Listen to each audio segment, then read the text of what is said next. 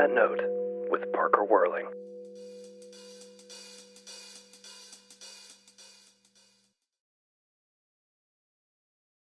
Let me check my bangs really quick.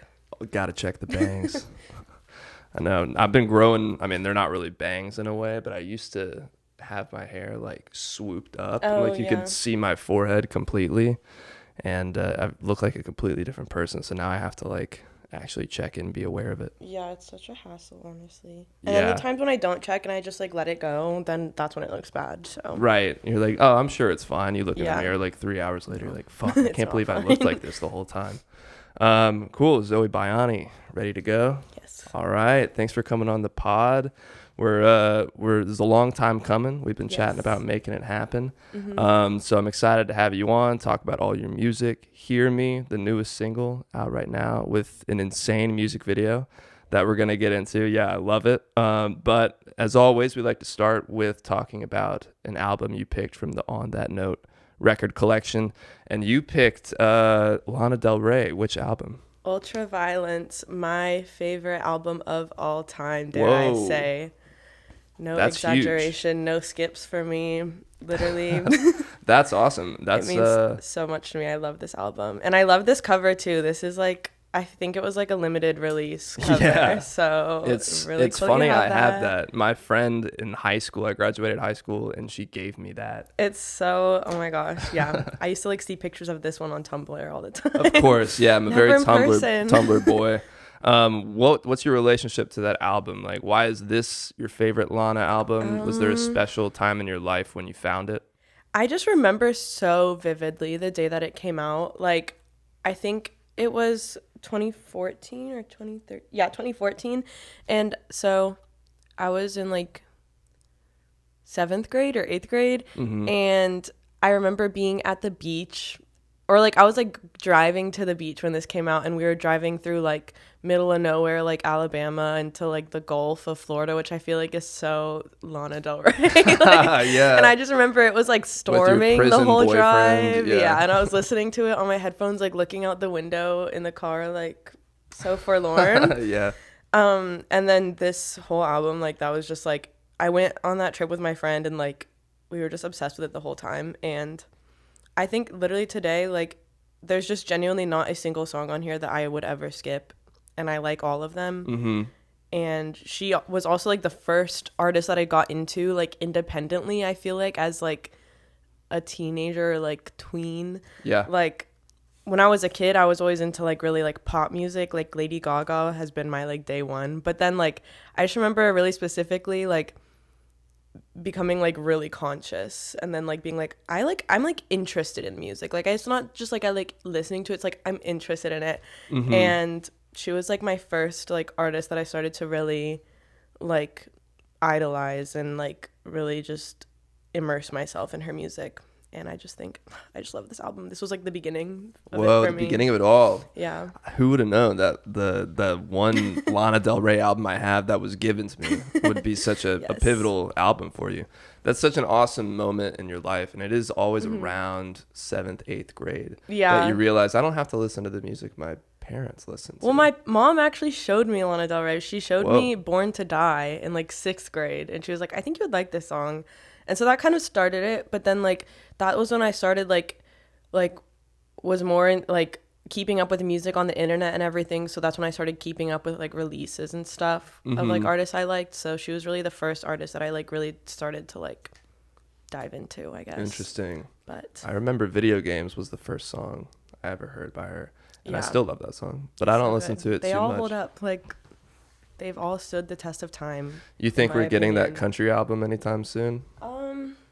I think she said no. I don't remember. Oh, really? She's She's like scrapped gone it? back and forth on it. It was like she changed the title a bunch of times, but I can't remember because she's like literally like gone back and forth on it so many times. I don't know where it's at right now. But I don't know. Yeah, it's almost like it's like the pop country thing kind of already happened. That's what I think is like, I think that's what she's like thinking as She's well. like, no need for it, but maybe at some point it'll come back around and then Yeah. she'll drop it. I don't know. But cool. Yeah, Lana Del Rey, pivotal artist for you. I want to talk about Hear Me, the newest single, which is out right now. Love the song, love the album cover, especially the last. Your album covers in general, your single covers, I think are fantastic. So thank you. I want to talk about that process, but I watched the music video for Hear Me. It's so well done. You had a whole crew involved. So It was a lot. yeah, I'm sure. Having a big crew for a music video can be very daunting. It can be very exciting. So I'm just curious what your whole experience was. I know that, we had it was written by what's his name? Gus Langley, directed by Annie Wall and Dylan Rose. Yeah, Gus was the wrestler, not the writer. Oh, I've misread that. I was like, wow, multi-talented. He was just the other wrestler. Oh, okay. okay. But my bad, totally misread that. yeah, Annie and Dylan are the directors. They like co-directed it.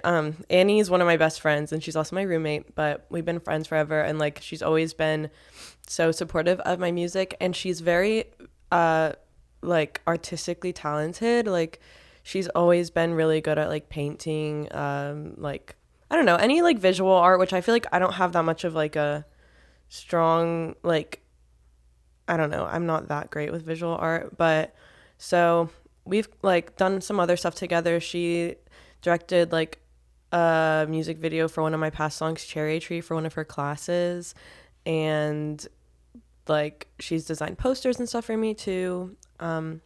And Does she take the covers as well? no, most of the covers are shot by Summer Shantz or Shantz. Sorry if I'm mispronouncing it. Summer, yeah, Summer. She knows who she is. But yeah, so she like has been wanting to direct another music video for me for a while, like since she got out of college and everything. And she just really liked that song specifically. And then Dylan is friends with her from like a film internship, I think. And he said that he had an idea. He really wanted to direct a video for me where I was Joan of Arc, because he was like, oh, you have the bangs and like the black hair. So I was like, okay. And then so then Annie was like, well, why don't we like collab on a video? And then so the whole like wrestling side of it was my idea, and then the Joan of Arc stuff was Dylan's. And I was like, I feel like we could make them work together. Yeah. Because I don't know, I feel like that would just be fun and like unique. So yeah, it's a good combo. I like that you have both of those ideas and they work really well together. The whole shot at the end when you get the sword in the boxing ring is so crazy. Yay, thank you. Slicing that guy in half, slicing the writer / wrestler. No, I'm kidding. Gus, that's so funny though. What was the process from seed to when it's finally done? Because I know that making a music video it's a lot, especially when you have like a production like yours was. You got a lot of people on that crew. Like, how did it start? And did it meet your expectations? Did it exceed your expectations by the time you got to the end of it? Yeah, I think it definitely exceeded my expectations. It started, again, just like talking about ideas with Annie, and then her looping Dylan in, and then they were like, okay, well, let's like actually like map this out and everything. And then they did all the like screenwriting or whatever that, like however that process goes, like putting the actual like song to the idea, like mapping it all out and everything. They did that, and we just like would run it by me a few times. I kind of had a strong idea of like the like aesthetic that I wanted to go for with it. So we made like mood boards and stuff. We had like a whole like pitch deck. And then they started getting people together to film it and to be on the crew, which it's like really hard as an independent musician to find people to work with you on projects like this, because a lot of the time they're just doing it like pro bono, and it's like just out of like passion for creative work and also to get their name on something. So it's really awesome that we were able to like pull together such a great team of such talented people that were just like invested in my art and who wanted to like collaborate and turn it into their art as well. But yeah, I think it was all just kind of like word of mouth. Like Dylan knew the cinematographer, Riley, and then he was like, well, I know a bunch of people that can do other stuff on the crew. And then like it all just kind of came together really nicely. And yeah, so it really was like a full production crew, like really a crazy amount of people there, which so many people behind the scenes that you like would have no idea someone needs to do that specific job. So it's really cool to see. but I think it ended up coming together perfectly. And it was honestly like the shooting process was a little difficult, like especially the wrestling part. I did all my own stunts. That's right. Yeah. And I was very sore. It hurt really bad. Everyone was telling me the ring doesn't hurt. When you hit the floor on the ring, it doesn't hurt. It's like cushioned, but it hurts. Yeah, it definitely hurts. And you had a pretty big opponent. But I took it. Yeah. But I took it for the shot. You got to do what you got to do. You're like Tom Cruise. Yeah, exactly. What were some of like the challenges, other than of course doing your own stunts, when it comes to filming your own music video? Because people don't know necessarily, if they haven't done one, there's a lot of logistics, and especially if people are doing it pro bono, you're like kind of beholden to everyone's schedule. Exactly. Yeah, that was like a hard thing for me. It was like very like quick, like really fast paced, and I didn't even like see what I looked like the whole time. I wasn't able to like stop and like look at a shot and see if I liked it or like liked what I was doing. So I was really like trusting Annie and like some of my other friends that were working on it to like be like tell me if I looked weird or something.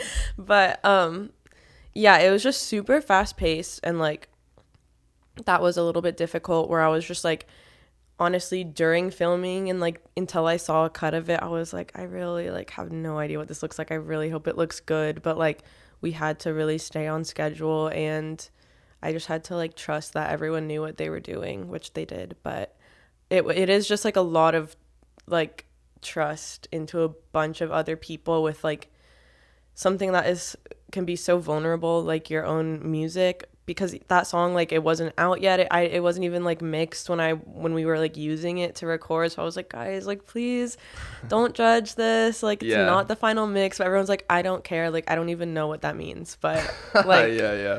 So it's just like, yeah, really hard to like trust a whole bunch of people with a really like kind of intimate like piece of your work. But totally, yeah, it's hard enough to show one person your song when it's unfinished, let alone finished.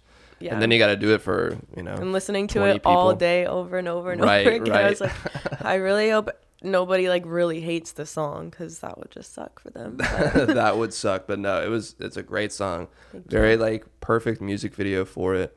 I'm loving these 3 singles that you have going on this year. Are these part of a bigger project, or you don't want to say yet? Well, I'm not like 100% sure yet, but in the past like couple of weeks, I'd say, I think I've decided, I think it is probably going to be part of a bigger project, most likely an album, maybe an EP. But because we've been recording a lot too, like there's like 7 more songs that we'll have done by the end of this year. So that is technically, that's enough for an album. If I like 7 other ones. Yeah. So like, I'm like, I could just combine it all. Honestly, like putting them out at first, it's so hard to promote an album on your own and to like, I don't know, plan everything around it, like booking shows to promote it, tours, like coming up with content for it. I'm like not that great with the promotional side of stuff. So it seems really daunting. But I think the fact that, like, because at first I was like, I don't know if we'll record any more than these like 3 that I already released.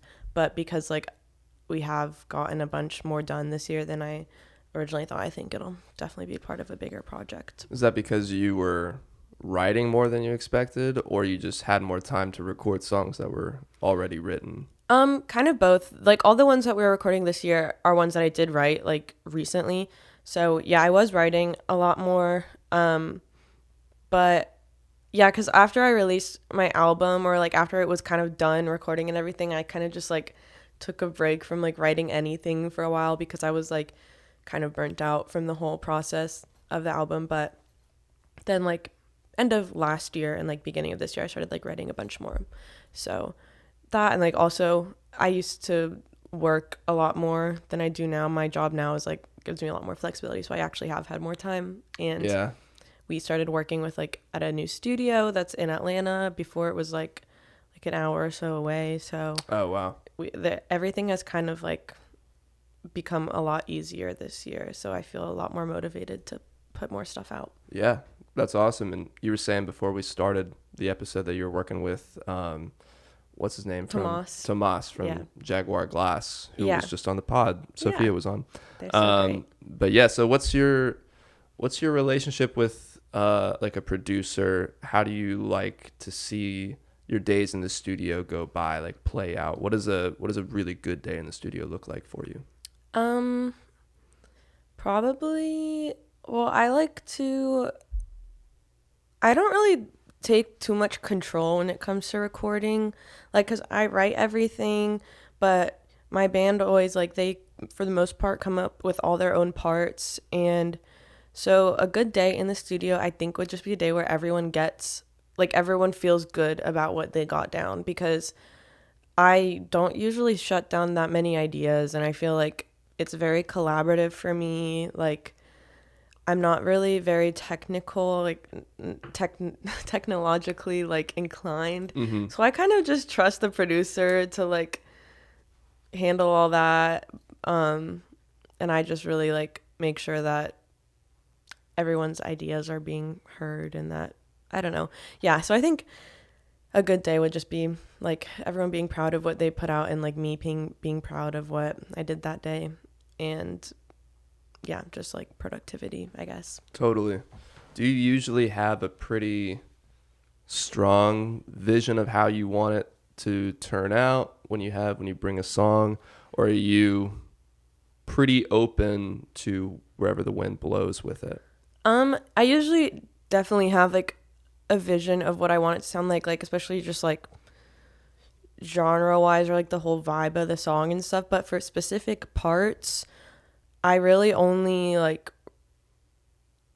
contribute writing to like lyrics. This is all me, like melody and chord progression. So like sometimes I'll write specific guitar parts, but other than that, everyone else kind of gets to like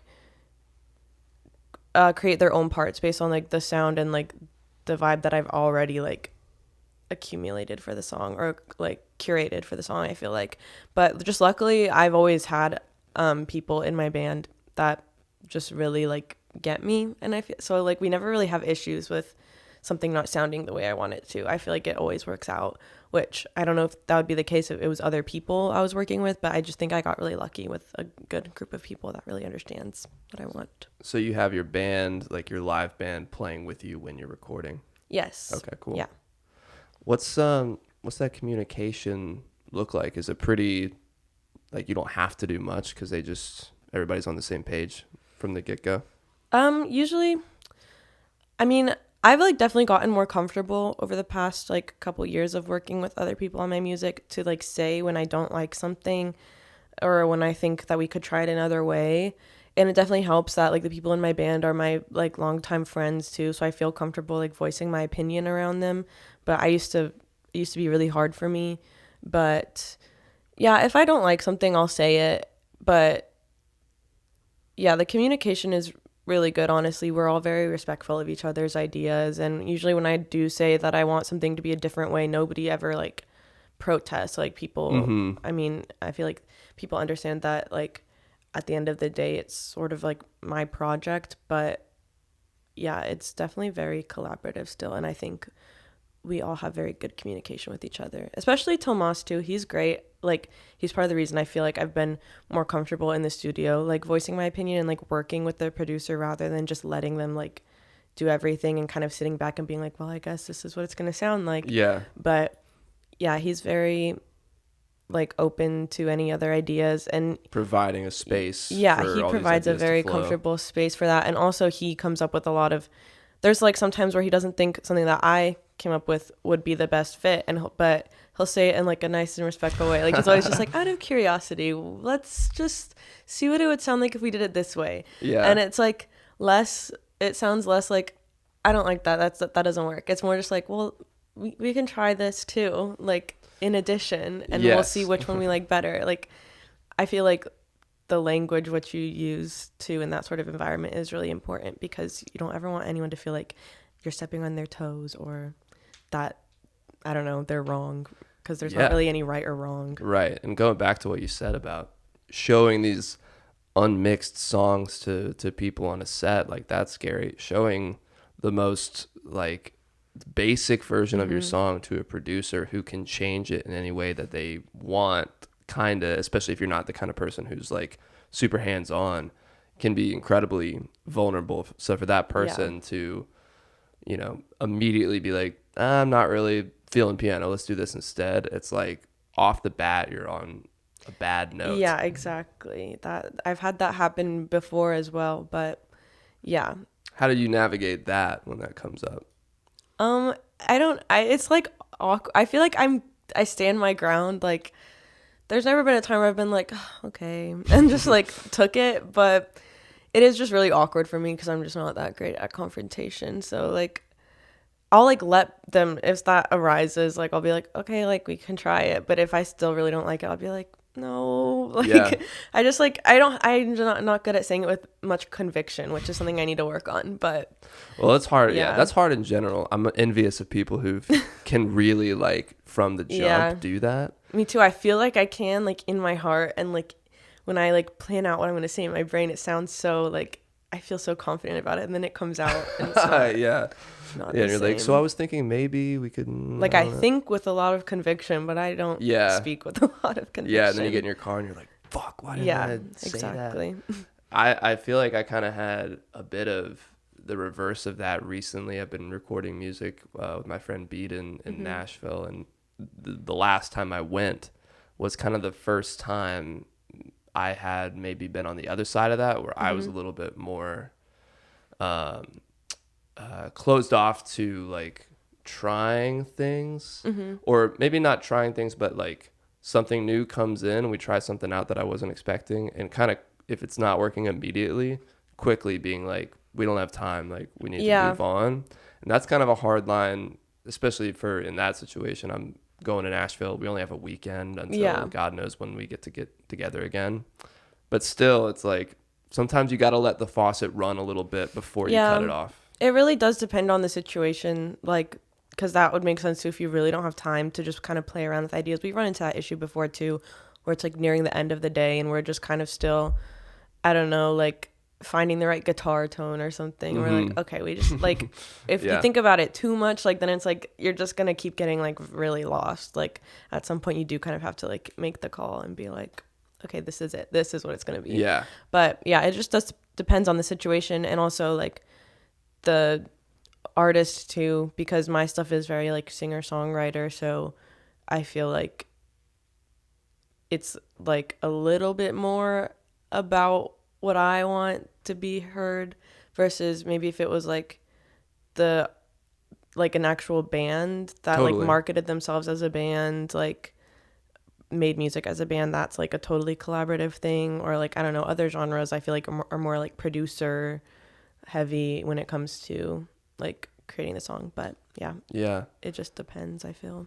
And your music has evolved a lot over the years. You know, you had more of a folky thing going on, and then the newer album, You Don't Want Help, is kind of this blend of folk rock, and then now it seems like you've made more of a transition into like just straight up rock, almost like grunge a little bit.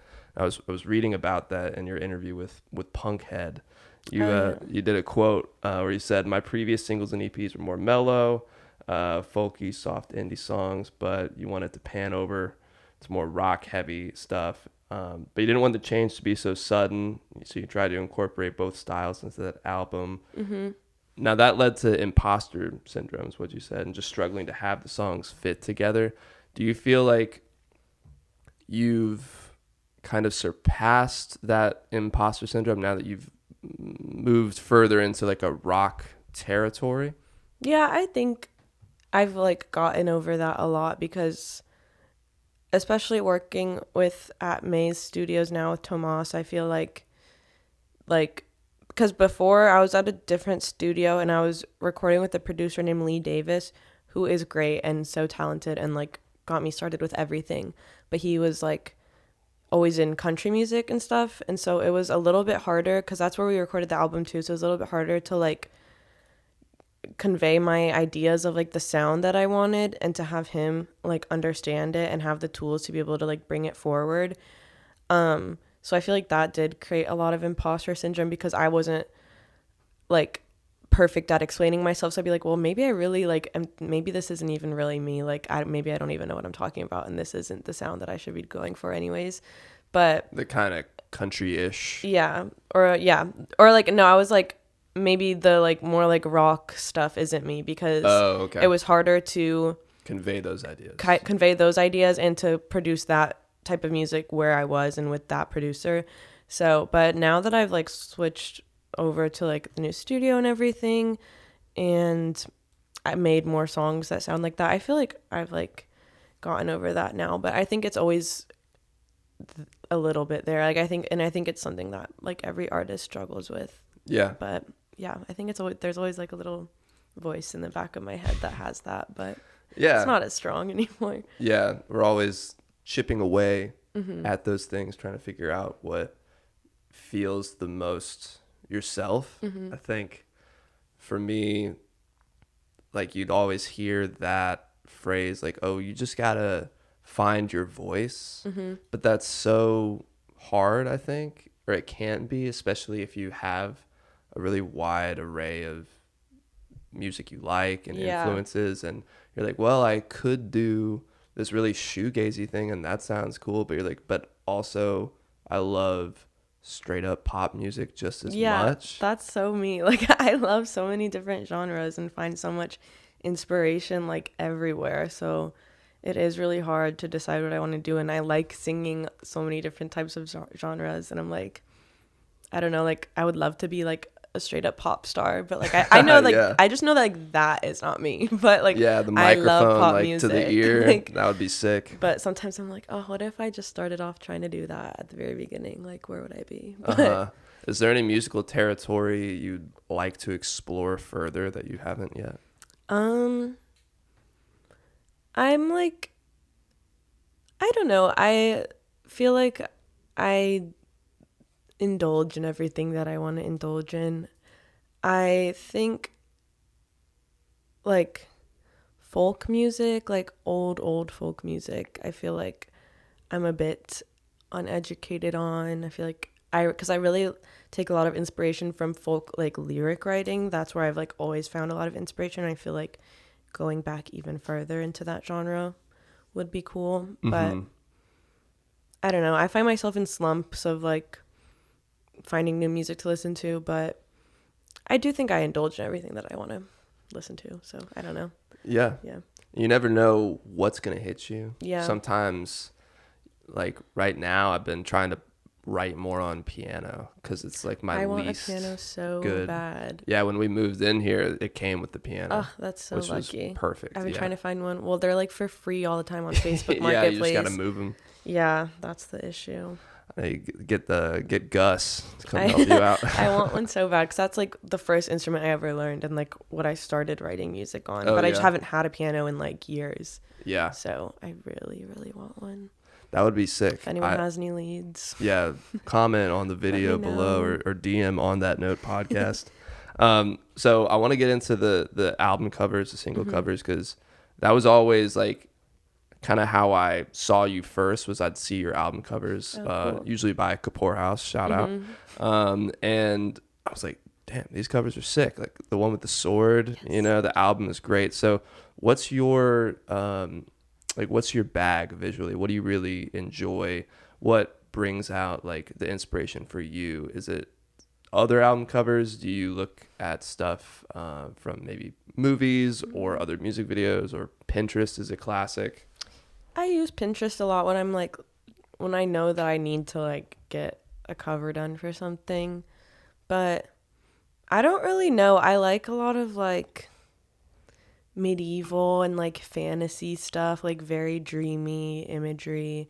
I love any photo that has like a good haze or like really like harsh light and then like harsh darkness, like because that like how my album cover is like I'm like really lit up and then the back is just all like dark blue. Like I don't know, I like a lot of contrast like that. I also just like kind of like creepy imagery, like creepy things, like I don't know, I like horror movies a lot, so maybe some inspiration comes from that. But yeah, definitely like a lot of like fantasy and like horror type imagery And like, yeah. Yeah, I'm a big fan of that album cover especially, and the previous album with the moon. Oh yeah. And all that. Was that all practical? Yeah, that was just a cardboard moon. I mean, the photo itself is like edited onto a different background, but that was just a moon made out of cardboard. That's so but, awesome. Oh, because I like a lot of like that was inspired by like 1920s, like the moon was like just a really like prevalent like visual in the 1920s in regards to like art. And then like the first, I think, like animated film was a paper mache moon with like a telescope. Oh, is that the one with like the rocket that like hits the moon? A rocket, not a telescope. But yeah, and so like I thought that was really cool. And I've seen a lot of like old like early 1900s and 1920s like photos of like flapper girls and stuff with the moon, and I think it's really cute. So that's that's awesome. Yeah, a lot of like vintage imagery stuff too. Totally inspires me. Do you have any advice for someone who's never released a song, never released music? Maybe they're scared to do it or they don't know quite where to start. What would you tell them? Just do it, I guess. Like, it doesn't really matter how you get it done. You can do everything in your room by yourself. You don't need like, I don't know, I used to really like, I tried to get into production and stuff, and it never made any sense to me, and that kind of discouraged me. I was like, well, everyone else seems to be able to know how to do this on their own, and I don't know how, so I guess I'm never gonna do it. But you don't even need that. Like, just start putting yourself out there in any way that you can, and then if you're serious about it and you keep at it, like the opportunities will follow that allow you to progress more with it. So you just really have to just start, whether that means like if you know somebody that can record you, or if you know how to record music yourself, or if you just are going to be like even just putting up videos of you playing your songs on Instagram or YouTube, just any way to do it, just start and like just be consistent, and any opportunity will follow. But you're never going to get an opportunity if you don't just start. Yeah, my dad always says if you don't ask, the answer is always no. Exactly. Which like has drastically changed my true. mindset. Yeah, but that's what she said is perfect. Like I feel like the barrier for entry is so low. Yeah, like, right now especially, like it's even changed so much since I started wanting to make music. Like it's so easy to be seen. If that's your goal, is to have people hear your music and see like you as an artist, it's so easy. You just literally have to be confident enough to just do it. Absolutely. Well, that's going to take us over to the last 5, where I got a little magic bowl here with a bunch of questions you can choose from. I'll kind of give it a little zhuzh here. So, that one fell out. So you can pick 5 quick questions here, and then we'll be all done. Do I need to pick them all at once? No, you can do one at a time. Okay. You read them? You can read them. Best live show you've seen? Such a tough question. I've been to so many concerts, couldn't even remember all of them. But recently, I think my favorite show I went to this year was Amyl and the Sniffers at the Eastern. Ooh, the energy was crazy. It was so awesome. I had the time of my life, and I love her. They're so awesome to see. That would be such a sick concert. Like that's a band who I don't know any of their songs, but if somebody gave me a free ticket, I would absolutely It was go. So fun. Like literally time of my life. Those album covers are sick too. Yeah, I agree. I love especially them. The really like crazy abstract wonky one of their face or something. Oh, I love that one. Yeah, I wish that was like on a shirt. Yeah. I need it. Number 2. In the studio or playing live? Like, which do I prefer? Yeah. I prefer playing live. That's like my favorite part about making music is playing shows. That is my favorite thing. Dream artist or producer to work with? Oh, that is such a hard question. I really want to sing a song with Wednesday. I feel like we could make a really good song together. I feel like our voices would be good together. But dream artist like ever to work with would be obviously Lana Del Rey. Absolutely. I don't even know like what that would look like, but who knows? Somehow. What do you think about the new Wednesday album? I love it. I literally was listening to all of it like yesterday. Oh, perfect. I love it so much. I was It's just so saying good. I need to give it a proper listen because I liked the one before that. Mm-hmm. I can't remember the name, but it had hot rotten grass was smell. Rat Saw God, maybe? Rat Saw God. Yeah, I that think- album name is sick. Yeah, I love them. They're so cool. Yeah, I really like. That's like a more in reach one, I feel like. And then not Lady Gaga. Well, her too. Lana Del Rey would be like, yeah, like dream come true. for sure. Yeah. All right, Like number I've had 4. literal dreams of that. Least favorite song or album from my favorite artist. Well, let's just go with Lana Del Rey, even though I have many favorite artists. Mhm. My least favorite from her is probably least favorite. It's a tough she has one. so many songs. Yeah, she does. Okay, least favorite song. I don't think I could name an album because I like all of them, or I can like find something to like on all of them. But least favorite song I think would be Tough. I'm sorry. Tough. Which album is that on? It's like a single, and it's her. okay. It was supposed to be on the country album, and I'm not the biggest fan of it. Did it It's come like out, so fun to kinda listen recent? to. Like at the beginning of this year maybe, Okay. and it has Quavo on it, Quavo, which I think is really random. And it's a country. Yeah. Whoa. but Interesting. but at the same time, I kind of love it, like because it's kind of fun. But I Yeah. don't know. That would be my least. She tried favorite. something different. Yeah. Okay. All right. Last question. Next one. Who do people often say you sound like? I've gotten so many comparisons that are like all so far from each other, Mhm. but We have a lot of different sounding music. I would say like adults, like people around my parents' age, they always say Billie Eilish, which not at all. No. But I do think that that's like the only like indie artist that they know, like girl singers, and they're like, Indie you're artist, just like Billie Billie Eilish. Yeah, yeah. But That's funny. I think maybe I used to sound like her a little more, but definitely not now. I get the Cranberries a lot, and I get Wednesday a lot, honestly. Mhm. And I feel like that 90s vibe is really back. yeah, right for now, sure. that, like, 90s rock. I'm loving it. Me too. Yeah, I think the Cranberries and Wednesday are the biggest ones. I think I've gotten Fiona Apple before, Ooh, that's cool. which I feel like vocally, honestly, I can sound just like her, but I don't think my music Yeah, sounds like maybe hers if you at make all. a piano album. If I make a that's piano when it ballad, we'll becomes- see. Yeah. Yeah, totally.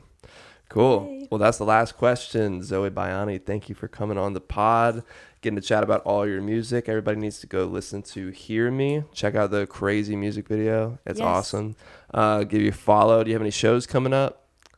I actually have a show tomorrow. Oh, shit. In Well, Athens Unplugged. oh, After that's that, right. With Maggie FM, right? Yes. Nice. Also a Yes. friend of the pod. Of course. She's awesome. Unfortunately, this episode will Yeah. be after that. But is there anything else on the next month or two? Not anything that's announced yet. So Okay, not just announced yet. follow me on Instagram. Give it a and you'll follow. see. Cool. All right. Well, Zoe, thank you again for coming on. Thank you for having me. On that note, with Parker Whirling.